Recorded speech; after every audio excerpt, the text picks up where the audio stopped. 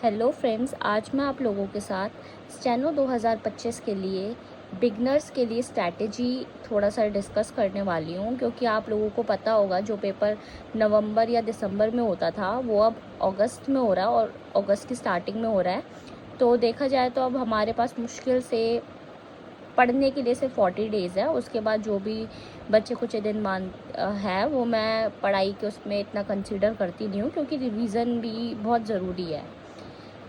तो जैसा कि हमें पता है, जो देखो पहले के बच्चे हैं उनके लिए वीडियो में भी ना हो, ये बिल्कुल जो फ्रेश बिगनर्स हैं उनके लिए है। क्योंकि मैं बहुत से ग्रुप्स में देख रही हूँ वो बच्चे हर किसी से पूछ रहे हैं कि भाई कुछ बताओ कुछ बताओ। तो ये एक छोटी सी वीडियो रहेगी जिसमें मैं आप लोगों को बताऊँगी। तो सबसे पहले मैं आपको बता दूं, जो स्टेनो का एग्ज़ाम होता है वो बेसिकली उसमें 3 सब्जेक्ट्स आते हैं। पहला इंग्लिश आता है जो 100 मार्क्स का होता है, फिर रीजनिंग जो 50 और जीके भी 50। तो जो सबसे पहले हम इंग्लिश के बारे में बात करते हैं।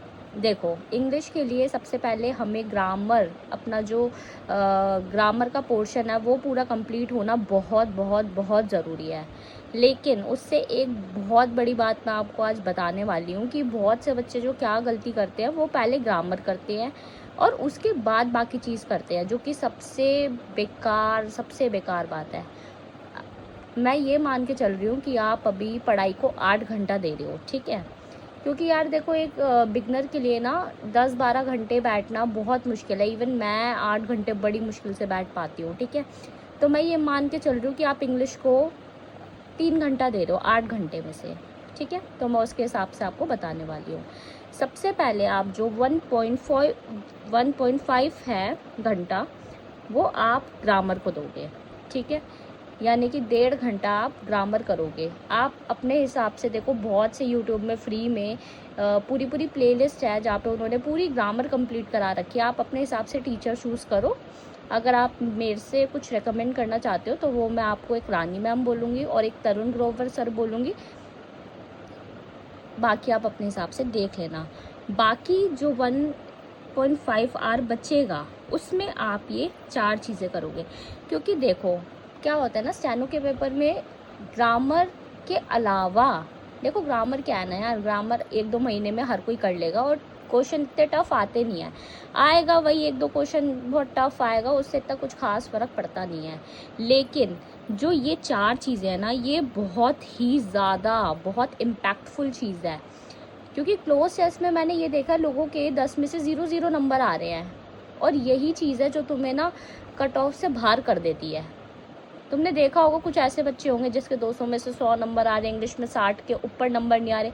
उसका रीज़न यही होता है, जिसके इंग्लिश में 90 नंबर आ रहे हैं उसका रीज़न भी यही है कि उनकी ये 4 चीज़ें बहुत स्ट्रॉन्ग है। अब ये कैसे होगी?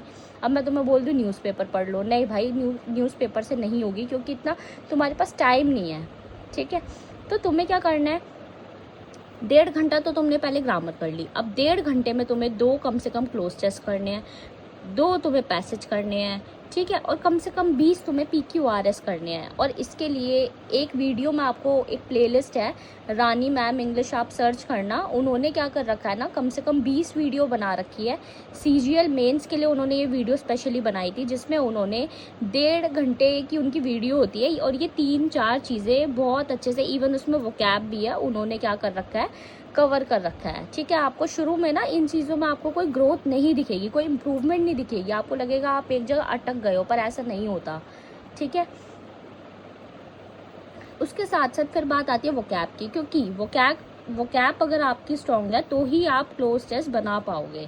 ये भी एक बात है, क्योंकि बहुत से क्लोज टेस्ट होते हैं, जो सबसे आसान क्लोज टेस्ट होता है ना वो ये होता है कि आपको नॉर्मल सब्जेक्ट वर्ब एग्रीमेंट जो होता है इज़एमआर उसका आ रहा है, पर अब वो नहीं आते हैं, ठीक है। वो कैब बेस पे आते हैं। तो वो कैब के लिए आप ब्लैक बुक ले सकते हो। फिर वही वाली बात हो गई कि इतना टाइम है नहीं, तो आप रानी मैम का समुद्र मंथन बैच है वो आप ले सकते हो, ठीक है। उसमें कम से कम 40-50 वीडियो है और उनमें मैम ने बीच में बहुत मतलब ऐसा बोल रखा है, नॉर्मल सी बात जिसको आप स्किप कर सकते हो। तो आप एक दिन में 2 वीडियो आराम से देख सकते हो, ठीक है। उसके अलावा आप या तो फिर आप क्या करो कि आप ना RBA एक चैनल है, वो क्या करते हैं ना, वो सारे कंबाइन कर देते हैं। उसमें से आप PYQs में से ना आप इंग्लिश के स्पेसिफिक वोकैब को कलेक्ट करके उसके जैसे मैंने बना रखा है, मैं आपको नेक्स्ट वीडियो में दिखाऊंगी। उसमें आप ना जैसे लिखो और फिर उसके बाद ना उसके सिनोनिम्स लिखो वर्ड्स के, ठीक है। अगर आपको मान, ये भी एक तरीका है, वो मैं आपको नेक्स्ट वीडियो में बताऊंगी वरना वीडियो लंबी खिंच जाएगी, ठीक है। उसके बाद आप सेक्शनल मोक लगाना शुरू कर दो, ये बहुत ज़रूरी है। आप CGL के, ठीक है, CHSL के, जिसमें 25-25 सिर्फ क्वेश्चन होते हैं, 6-7 मिनट होता है, आप वो लगाइए, वो आपको बहुत हेल्प करेगा। उसमें छोटे छोटे से क्लोज टेस्ट होते हैं और मान के चलो CGL से मुश्किल होता है इंग्लिश का पेपर, स्टेनो का, आप ये बात मान के चलो। अब दूसरी बात होगी रीजनिंग की। रीजनिंग का देखो 50 क्वेश्चन होते हैं, इसका बहुत सिंपल है, बहुत ज़्यादा सिंपल है। आप चैप्टर वाइज करो, अगर आप मान के चलो कि 20 चैप्टर भी है, वैसे तो 20 भी नहीं है शायद, पर आप फिर भी मान के चलो, ठीक है, 20 चैप्टर भी है, तो अगर आप हर दिन एक चैप्टर भी करते हो, देखो यार आप एक दिन में एक चैप्टर निपटा दोगे, क्योंकि कुछ इतना मुश्किल नहीं है। हाँ, कोई एक ऐसा चैप्टर होगा जिसमें 2 दिन लग सकते हैं, पर जैसे टाइम इतना कम है तो आप कोशिश करो एक ही दिन में सब कर लो, ठीक है। आप चैप्टर कंप्लीट करो, उससे रिलेटेड 50 क्वेश्चंस करो, ठीक है। बहुत से ऐसे आपको टेलीग्राम पे सर मिल जाएंगे, जो रीजनिंग के टीचर मिल जाएंगे, जो क्या करते हैं ना, अपने टेलीग्राम चैनल पे चैप्टर वाइज PDFs डालते हैं, ठीक है। आप 50-50 चैप्टर के करो, और जब आपको लगे ना आपके 5-6 चैप्टर हो गए, आप सेक्शनल मोक लगाना शुरू कर दो। सेक्शनल मोक से आपको बहुत बहुत बहुत ज़्यादा आपको बेनिफिट होगा, ठीक है। रीजनिंग का हो गया ये। अब आगे बात जीके की। जीके देखो यार बहुत बड़ा, बहुत ही बड़ा एक सब्जेक्ट है जीके की। देखो मैं आपको सिंपल सी एक बात बोलूँगी जीके के लिए, आप ना परमार सर को पकड़ लो। देखो इसमें भी इंग्लिश वालों का फ़ायदा और हिंदी वालों का नहीं है। हिंदी वालों के लिए भी चलो मैं डिस्कस करती हूँ, पहले इंग्लिश वालों को बता दूँ।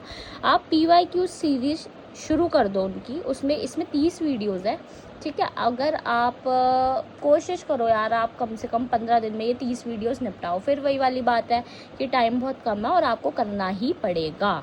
उसके साथ आप FRB कर सकते हो, ठीक है। उन्होंने न्यू बैच भी शुरू करा है FRB का, पर उन्होंने पहले BFRB कराया, तो आप वो भी कर सकते हो, ठीक है। जो नया वाला है वो आप लास्ट में कर लेना, लास्ट के 10 दिन में। और आप इन सबसे पहले ना आप 1 शॉट लो। उन्होंने ना हर सब्जेक्ट के, जैसे कि मान लो हिस्ट्री हो गया, पॉल साइंस हो गया, ठीक है, और क्या होता है, ज्योग्राफी हो गया, इको हो गया, उन्होंने ना 1 शॉट बनाए हुए हैं। कम से कम 3-4 घंटे की क्लास है, जिसमें उन्होंने बहुत अच्छे से समझा रखा है और आपको समझ भी आएगा जब आप 1 शॉट करोगे। और उसके बाद आप FRB करोगे और साथ में PYQ सीरीज़ भी लोगे, तो आप उन चीज़ों को ना कनेक्ट कर पाओगे, आप डॉट्स को कनेक्ट कर पाओगे और आपको चीज़ें और अच्छे से समझ में आएगी। और इसके साथ ना आप मोक दो। मोक से क्या होता है ना, देखो आप ये मत सोचो कि यार मेरे तो 50 में से सिर्फ 2 ही ठीक हो रहे हैं, ये मत सोचो। मोक से क्या होता है, आप मोक दोगे ना तो उसके जो नीचे जानकारी होती है एडिशनल, उससे भी यार बहुत क्वेश्चन बनते हैं, ठीक है। जो आपको अगर आप टेक्स्ट बुक से मोक देते हो, जो आपको लगे कि भाई हाँ ये क्वेश्चन बहुत ज़्यादा इंपॉर्टेंट है और जो इसके नीचे जो इन्फॉर्मेशन है वो मुझे ज़्यादा मिल रही है, उस क्वेश्चन को आप सेव कर लो, ठीक है। ये बिगनर्स के लिए है, जिसे कुछ नहीं पता क्या करना है क्या नहीं करना। अब रही टाइम स्लॉट की बात, तो 3 घंटा तो यार आप इसे दो, सीधे सीधे 2 घंटे आप इसे दो, 1 घंटा चैप्टर वाइज या 1.5 घंटा चैप्टर वाइज और आधा घंटा मोक, ठीक है। और कम से कम यार इसे तो तुम 1.5 घंटा दो ही, 1.5 घंटा तो यार इसे भी तुम कम से कम दो, ठीक है। 1.5 घंटा नहीं तो 3 घंटा तो तुम इसे भी दो। अब देख लो तुम्हारे 8 हो गए, 3 घंटा GS, 3 घंटा इंग्लिश और 2 घंटा ये, 8 आवर आपके हो चुके हैं, ठीक है। पर ये इनफ नहीं है, ये इनफ नहीं है सिर्फ एक चीज़ के बिना। वो एक चीज़ क्या है, वो एक चीज़ है ये। अगर ये नहीं है तो ये सब बेकार है। और ये मैंने मिस कर दिया था 2024 में। मेरे 2024 में 140 मार्क्स हैं या थे, ठीक है। ये 140 शायद 160 हो सकते थे, पर क्यों नहीं हुए, सिर्फ इसके वजह से। रिवीज़न बहुत बहुत बहुत ज़रूरी है। जो आप पढ़ रहे हो उसकी रिवीज़न करो। संडे को आप फुल मोक दो, फुल मोक आप संडे को दो, ठीक है, और रिवीज़न करो। कोई फ़ायदा नहीं आप पूरा सिलेबस कर लो और आपकी रिवीज़न ही नहीं हुई, उस चीज़ का कोई फ़ायदा नहीं है, ठीक है। ये मेरी फर्स्ट वीडियो है, अगर आपको अच्छी लगी हो तो प्लीज़ यार कमेंट करना, शेयर करना, और आप बोलना मैं आपको सब्जेक्ट वाइज भी आपको मैं बता दूंगी कैसे क्या करना, उसके लिए अलग से वीडियो बनाऊंगी मैं, वरना ये वीडियो बहुत ज़्यादा लंबी खिंच जाएगी, ठीक है। और जितना देखो यार मुझे आता था, मैंने 2000, मैं अपना बता दूं, मैंने 2022 में तैयारी की थी 3 महीना, उसके बाद 2023 में कुछ कारणवश मैं नहीं करी थी, और 2024 में भी मैंने बस 2 महीना तैयारी की थी, जिसमें मैंने 140 प्लस स्कोर किया है, ठीक है। 143 पॉइंट समथिंग मैंने कुछ स्कोर किया है। तो जितना मुझे पता था, जितना मैं आपको समझा सकती थी, उतना मैंने अपना बेस्ट दिया। ये बिगनर्स के लिए है यार, ठीक है। बाकी मैं भी तैयारी कर रही हूँ, मैं भी अपना स्कोर 170 के लिए कर रही हूँ, और आप भी करिए। All the best, thank you so much.